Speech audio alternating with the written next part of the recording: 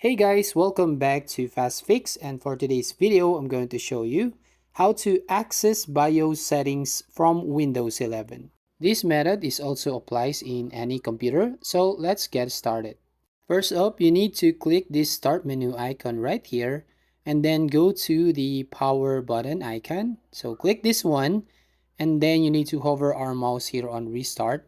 Now before we click this restart, you need to tap and hold the shift button and then click on restart. And then you need to wait until it loads and it will show up this message like this, choose an option.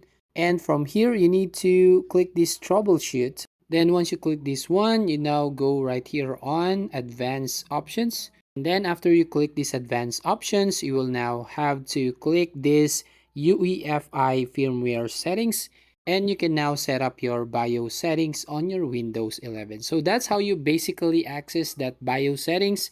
So that's it. If you find this video helpful, please consider to like and subscribe to this channel, and don't forget to hit the notification bell to notify you on the next video.